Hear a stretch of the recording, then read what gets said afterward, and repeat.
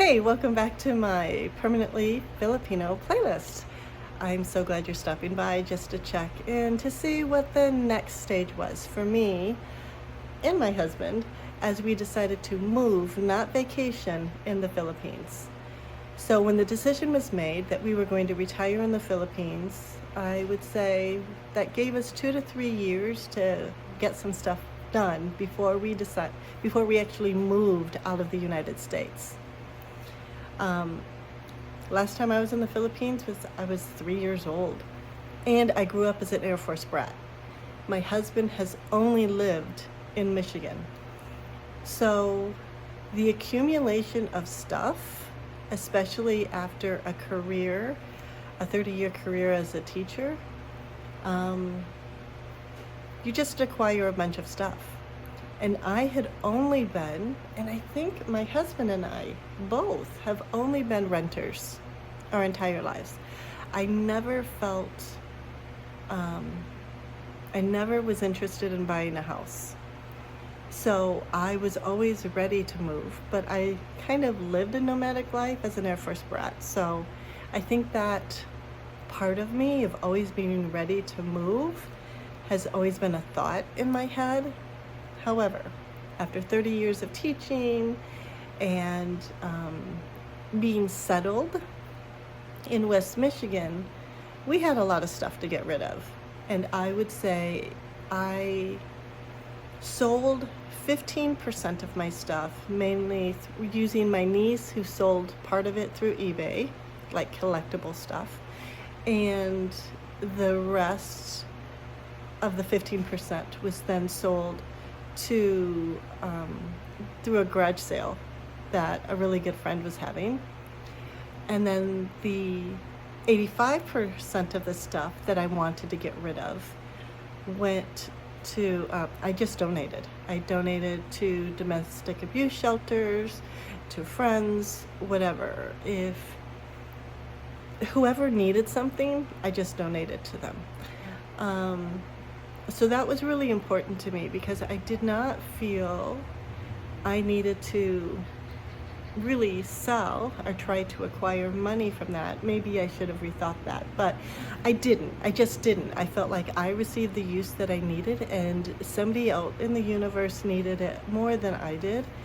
I had already been saving up for the move, and I didn't want to go through selling things that I had used.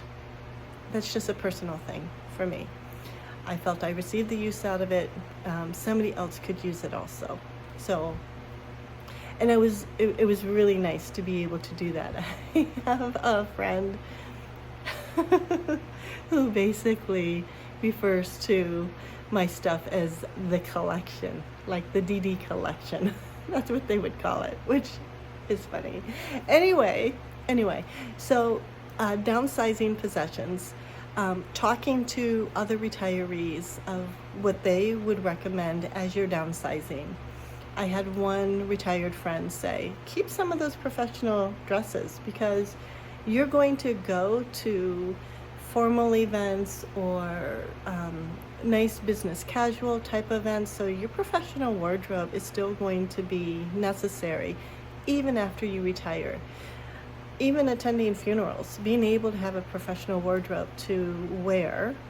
I mean, honestly, I'm wearing pajamas right now. Just a t-shirt and a pajama bottom. That's my life.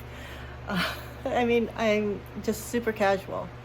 I don't believe in doing anything that requires dressing up, which is the way I want to live my retired life.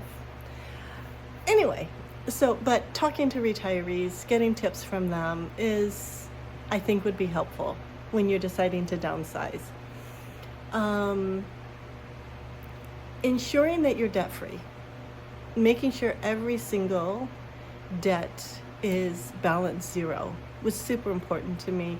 Making sure that I had a credit score over 800.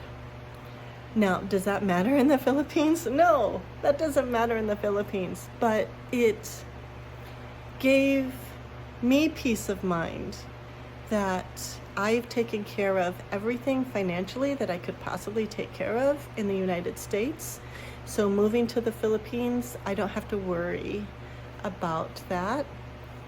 It was just a personal goal of mine. That's all it was. Saving money, I have always lived a life of pay yourself first. The moment I became a teacher, that was the very first thing, starting to work on investments, annuities, all of it. And in my mind, the first thing that came out of my paycheck was paying my future self first. Even though I knew after retiring from teaching, I would have a pension, it didn't matter. Part of it may be because I have trust issues, that maybe it's going to go away, but it was one of the best decisions that I made as a young person, is to make sure, and even now, today, paying my future self first for something that I want is important, for either something I want or for emergency funds, because you never know what's going to happen. I mentioned earlier researching what everyday life in the Philippines was like. I know there are a lot of travel vloggers that make traveling to another country just this exotic adventure and super fun. And it's not that my adventure is not have its moments of being exotic and an adventure and super fun. It is. I absolutely love what we're doing here in the Philippines because everything is new. It's just a new experience, like going to the market, for example. But what is it like to pay bills, to get a banking account, to, what's it like in the stores? Things like that. Nobody really talks about that. They might have glossed over it because you're watching them experience something, but they don't really talk about it. And I guess that's why with this playlist, I'm going to talk about it. That's what I want to do. I decided I wanted to create a playlist that's going to talk about all the little nuanced things that come with living in the Philippines. So, welcome. That's what I'm doing. The other thing was creating a budget, a travel budget, a transition budget, transition from the United States to the Philippines, and an actual living budget. What's it going to look like? That was super important to me. So that was all of that was 2 to 3 years prior to moving. The 6 months before moving was making sure contacting different government agencies to help support my husband and I abroad. For example, like the SMART, no, it's not called SMART.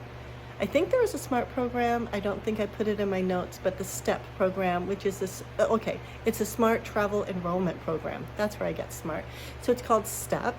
Knowing where the U.S. embassies are located, knowing what the Centers of Disease Control and Prevention, what their recommendations are when it comes to booster shots, vaccines, things like that. What are the requirements, not just in the United States, but in the Philippines as well? Making sure that we were up to date with our booster shots. Making sure that I have access to my information in regards to Social Security and any other government agency when it comes to federal, state, local, city, all of it, okay? Then knowing what am I going to actually pack? And I know that's 6 months prior, and maybe it's just because it's my personality, but what is actually going to go into suitcases? And there are things that you would think, well, I want to bring shorts and some shirts and things like that. Whatever you're going to wear, put it all out, enjoy it while it's like all hanging and placed on your bed as you're trying to figure out what outfit. Cut that by half. Cut that by half. If you're thinking you could survive on 2 pairs of shorts honestly, because one could be washed and the other one you're wearing, and rotate it, fine. You can survive on 2 pairs of shorts and maybe 2 or 3 t-shirts, and you could survive for 3 months. Now, will you need a certain outfit if you're going into government agencies? Yes. Whatever you could fit into a backpack for clothes, you should be fine. So the rest of my suitcases, my large suitcases, it's what do you really need to survive and live? I'm not vacationing. I'm actually moving here. And I know I'm going to do a video one day to talk about what I definitely am glad I brought and what I really didn't need to bring. So that's going to be on a future podcast playlist. But I will say, one thing I am so glad I did was pack a mini medicine cabinet. That is a for sure, no matter what, and I will share we've actually used it, so it's kind of gotten depleted a little bit, but eventually at some point I will share what I definitely would have gotten more of from the United States to bring here to the Philippines. And also deciding the last 6 months, how are you going to store your possessions that's remaining in the United States?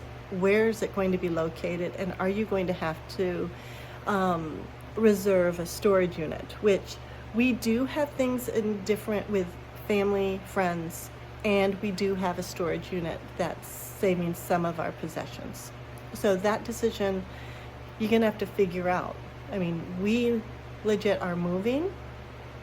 So some of those things will eventually be brought back with us, brought to the Philippines. But who's going to be willing to store them and hang on to them for you while you can officially get them and send them over? And that's part of the reason why we also have a storage unit. So part of our budget gets a storage unit. So we started off with a large storage unit, and over time, over the 2 to 3 years, slowly whittled down to a relatively small storage unit. I think we could have gone a little smaller, but we got a deal. And I actually got an email recently saying the price is going to increase. Darn it, because that's out of our living budget. Okay, so that's basically 6 months prior. 3 months prior, it's securing trusted USA. So that's kind of connected. Who's holding onto your stuff? But not only who's going to hold onto your stuff, which USA address are you going to use for certain things to be mailed to that person that you trust, that if they opened your mail, they can share with you, okay, you need to take care of this.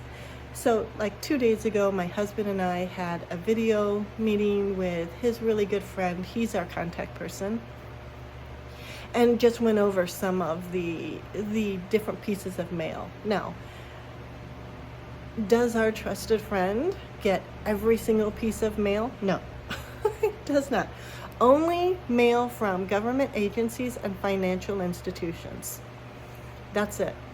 Those are the only 2 pieces of mail that we have forwarded to our trusted person. Okay? So that will help us with driver's license, which is something I need to do. Oh no, is to renew my driver's license. I'm hoping I'm going to be able to do it online, but once I find out, I'll do a video on that. But that's the next thing I have to figure out in the next 2 months.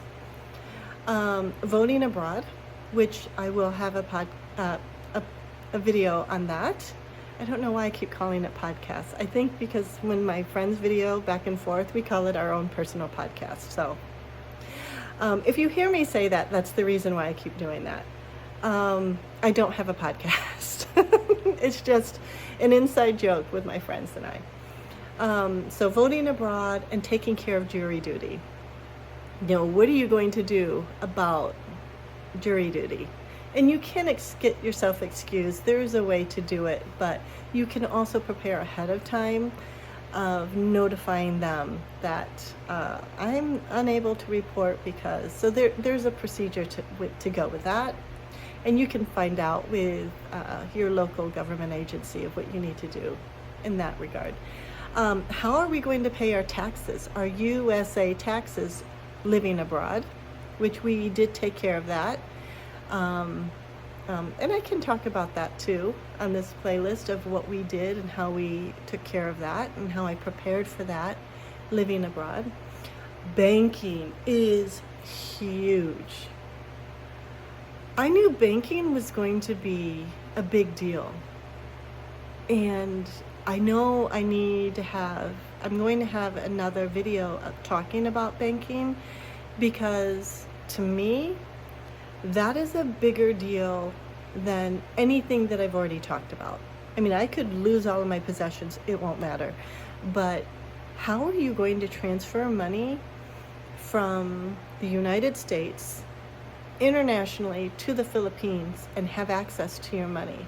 I mean, all of those investments and savings that I have, I don't have it here in the Philippines. I have it in the United States, but I need access to it, and I need to be able to transfer it safely. And I already have an idea of how I'm going to talk about that and the process that we followed. But the first things first is make sure you're taking care of all of this in regards to your credit cards and in regards to your debit cards, and how are you going to take care of international transfers. If nothing else, talk about that with every single financial institution. Notify them of your travel dates and update that every 6 months. I don't care if it's through like some type of messenger. Even though they have been notified that we will be here a year and a half, I do it every 6 months via a phone call or some type of email message, because you can do that on their website through your account. Okay. Find out, does your bank allow international transfers? With one bank, we knew it did. Another bank, we knew it didn't. But then make sure you sign up for, like I have Zoom. I also have an account with Remitly. Being able to do transfers within maybe the United States or wherever your country is, and then transfer it abroad. I mean, there are different ways, but be aware of them. Find out if your bank or credit union covers ATM. All the ATM fees. We do have a bank that covers that, which thank God, up to about, I think, $30. I believe that's $30 of ATM fees. We have another account that does not. So you know which one you're using when you're going to the ATM. Find out about what are all the security measures. So when you're purchasing something abroad, what does that financial institution do to notify you that there's an international purchase? I receive text messages, emails. There are instances where you're going to have to make a phone call. Make sure you know and you're aware of what's going to happen, because when you're here, most of what I receive are text messages and emails. There might have been one instance where I needed to make a phone call. So make sure you know all of the phone numbers. Since I've been here, yes. There was only one time where I needed to make a phone call during or before I made the purchase, because I wanted to make sure it went through.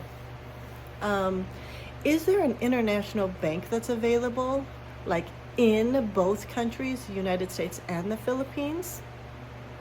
That was very difficult to figure out. I did a lot of research to find out which was the most popular Philippine bank. So kind of prioritizing, okay, which one are we going to hit when we first get there and we're able to get a bank account? But that's not a guarantee either, and I'm going to talk about that eventually.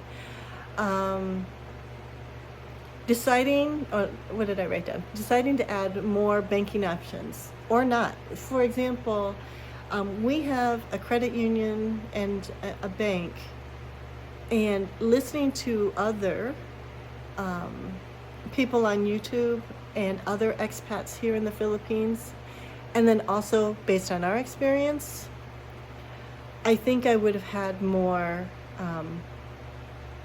United States banks that held our money, because if it didn't work for one, it's going to work for another. Being able to move money around. It sounds complicated. It's not that complicated, but I think we would have opened up another 1 or 2 bank accounts. In our mind, we just thought we'd whittle it down to the least number of financial institutions. In my mind, I feel like maybe having a total of 4 would have decreased some anxiety on our part as we have been living in the Philippines. Making sure you have an emergency fund. Now, I listened to people who moved, and maybe had $1,000, maybe had $5,000. To me, that was why when I mentioned earlier, in the first 2 to 3 years, create your budget. Figure out what is your budget going to be, and then make sure that you have enough money for 6 months of that budget, however you decide to live, because that doesn't even include if there's any medical issues. And granted, visiting medical clinics and all of that is super cheap and affordable, but make sure you have the money for it. Let's see. We also went and converted US money into Philippine pesos before we even left the United States. Our credit union provided that service for a fee, and we decided to do it. And I felt like it was a smart move. We didn't have to wait until we were actually in the Philippines to do the exchange. We just did it before we even left the country. Really good decision. Check your phone service. How much does it cost for international service? How much does it cost for international roaming? Does your phone allow 2 SIMs? My phone allows 2 eSIMs, which for me makes, it's a blessing. My husband, on the other hand, needed physical SIMs, and his phone was stolen, and that created some. That's something that we can talk about. What happens when your phone is stolen, and what did we do? But I would recommend, if your phone has eSIM, it will make your life a lot easier than a physical SIM. Just FYI. Can talk about that on another little video. Making sure you're downloading some apps ahead of time. Smart, Globe, Zoom, Remitly, Foodpanda, Grab, Viber, WhatsApp, WeChat, Marco Polo.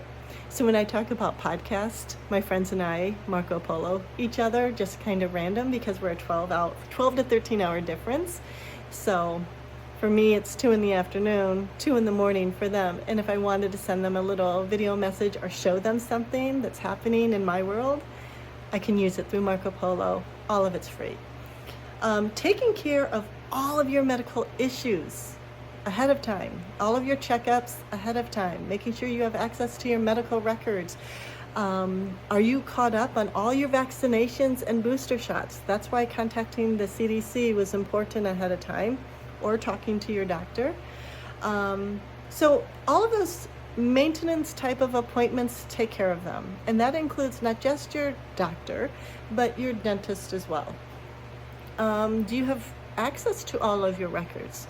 My husband needed to get physical copies of all of his records, which is mind-boggling to me, because for me, everything I have access to online. But through his doctor, he can't access his records online, which is odd to me in today's time, present time frame. Know how what's your medical coverage, and how will it apply in the Philippines? Does your insurance, is it recognized in the Philippines? And that goes back to your emergency fund. Do you have enough money to cover you medically if something happens? I don't know. And then listing of all of your medications. Now,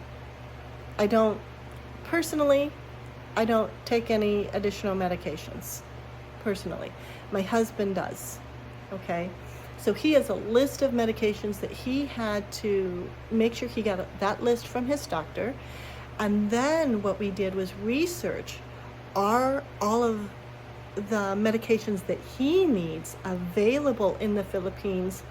And if they're not available, what are the medications that he should consider that are alternatives? And then talk to his doctor. Would that be an acceptable medication that would help his medical condition?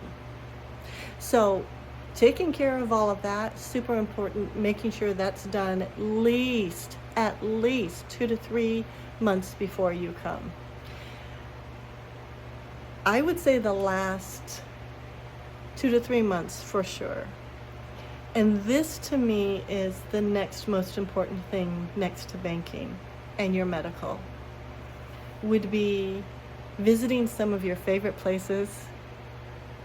Okay, this is where I might get emotional, because all of your favorite places, like there's my favorite bench in West Michigan that was just a mile from my home. I would walk to and just sit there and enjoy looking over this beautiful park. I miss it. I volunteered at many places, and just going to be a visitor, not a volunteer, but just to visit it and experience it. Yeah, I can see it in videos and I can see it on social media, but to be present in that space was super important to me. I think about camping in the Upper Peninsula or in Hocking Hills in Ohio, and I see people who are doing it right now. I just recently had a friend go to Hocking Hills in Ohio, and just reliving those experiences through them, but making sure that you have experienced them before you leave, especially if they're important to you. And what are you going to do with all of that memorabilia, your photo albums? Who's going to hold on to them? Are you going to store them and then eventually ship them to the Philippines? I mean, what's going to happen with them? Because we know nobody. We have no family here. So those are decisions you need to make sure you have. And of course, I think the number one priority is spending as much time as you can with the people that you love, family and friends who are family. And yeah, you can talk to them and you can send them videos, but there's something about spending time with them and physically being near them that is crucial before any move. Last month I lost my grandma. She was 99 and a half. Right? Or she wasn't 99. I can't even remember right now, because I'm now to the point, because I'm emotional right now. I'm not thinking clearly, but being able to make sure that you don't regret the fact that you didn't spend time with them. And the nice thing is, before the week my grandma passed away, I could contact my sister and say, the albums that I created of grandma, you have it. So to please take it to the visitation and the funeral so people can enjoy it. I actually created an album for all both of my parents and my siblings and my grandma specifically. Anyway, it's important. It's super important. if they're important to you, make sure that you spend time with them, because it matters. It matters. Okay, so I'm up to the last, I would say, month to weeks to days of actually leaving. And my birthday's in October. And I had already been chomping at the bit, asking my husband, especially the last six months, okay, when are we buying our tickets? When are we buying our tickets? I mean, I was just ready. And I know he was too, but it was very important making sure that his mother was taken care of and that we had systems in place for her. I had mentioned that in a previous video. And so my level of brattiness had to take a back seat, because taking care of your loved ones is also very important. So when the decision was made to purchase our tickets, we did it on my birthday, and I will admit I did not sleep for 48 hours. Because the moment the tickets were purchased, I started making sure everything that I'd researched of all of the legal things that needed to be taken care of was on my list my to-do list, basically. So that very night, the tickets were purchased and where we were going to stay was decided. The last month was definitely packing. We packed 6 large suitcases, 2 carry-ons, and 2 backpacks. And we followed the Philippine airline guidelines. We did not follow Delta's. So traveling domestically in the United States has different requirements than traveling internationally. So in my mind, I don't care where you travel internationally. Check their requirements, because that's most important. And even on their website, you don't realize when they say 7 kilograms is how much your personal item should weigh, and your carry-on should weigh, how much of a stickler they are. It's no joke. Make sure you are within, and honestly, below, I would even give yourself a kilogram below their requirements. And then making sure I had every single document all that I needed and ready for not only living in the Philippines, but for customs, for immigration. So when you get off the plane, having that on your person, not checked, but on your person, in your personal item, bag, purse, whatever it might be. And making sure you have your passports. You cannot leave without your passport. Driver's license, all of it.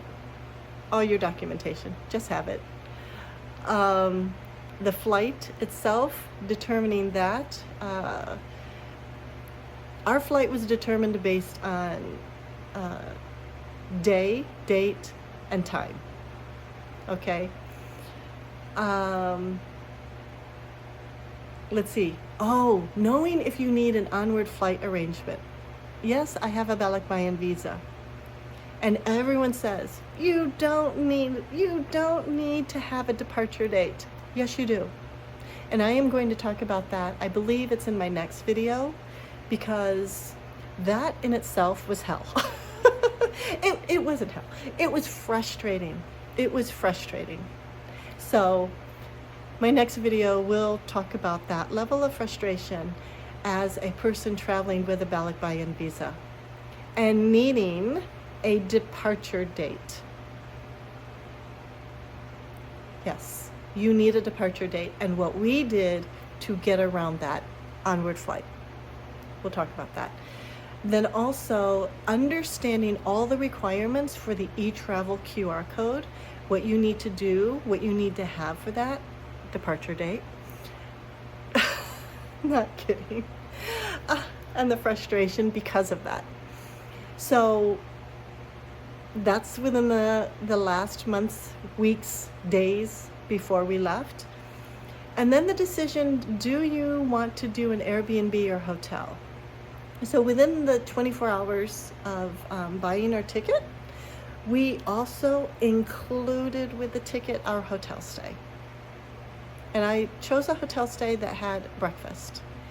And I had watched another YouTuber talk about the decision, Airbnb or hotel. And in the United States, we have hotels that serve breakfast, but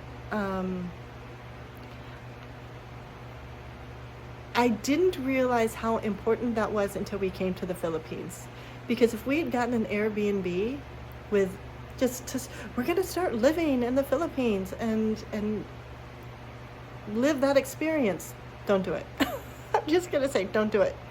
Unless you actually know people and you're already familiar with the Philippines and travel and where you're going to go shopping, all of that, fine. Choose Airbnb. But if you don't know, this is your first time, grab a hotel. Give yourself that grace. It made a world of difference. It was nice because I didn't have to clean, even though my husband and I would do our own cleaning, but all we had to do was worry about cleaning within our hotel room, exchanging the towel. We never had them go into our stuff because we had important documents in the hotel room, and so we could put everything in a safe. Your Airbnb isn't going to be guaranteed a safe to keep your money, your documents secure. So that was important to us. We found a hotel that had a really wonderful breakfast, had a safe, had everything that we wanted, and honestly, it was close to the Bureau of Immigration. So that's honestly where I started. What hotels are close to the Bureau of Immigration, intramuros? And then I branched out there, and then they had certain criteria. Serving us breakfast and having a safe was super high on the list. Having a fridge also, I would say, super high on our list. If I added anything else, making sure it has hot water. Even though we loved the hotel where we stayed, highly recommend it. Definitely highly recommend it. There is another one that I would recommend. Unfortunately, it was not within walking distance, and it did not fit my very first criteria of being at least within walking distance of the Bureau of Immigration. But I can share about that one at another time. But we stayed at the Bay Leaf Intramuros for 16 days. And we received a deal because we added the hotel cost to the flight expense. So we received a discount. And if you think about how much it would cost for you for one meal, it was worth it because it was our stay, it fit all of the criteria, and it fed us. And my husband and I only eat 1 or 2 meals a day anyway. We just do maybe light snacking if we do anything, but based on a buffet, you could have just one large meal and then snack because, I mean, we just don't eat that much anyhow. So something to think about.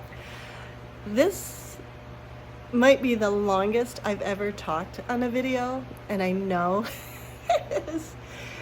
I just wanted it to be done before I started forgetting anything. And most likely, maybe in future videos, you might hear me say, oh yeah, this is what really happened. I remembered from video, what is this, my third video of this playlist where I'm officially talking about my experience here. Give me grace in future videos if I decide to mention something that, oh yeah, I forgot about this and I just happened to mention it. So thank you for your patience. Since I just talk, I'm not doing the little timestamp, so you could just go to, maybe once I get a little more knowledgeable about this whole video taping thing, I might do that. But for now, thank you so much for hanging out. listening to my journey, and my next video is going to be about the actual experience with the flights. So I'll catch you later.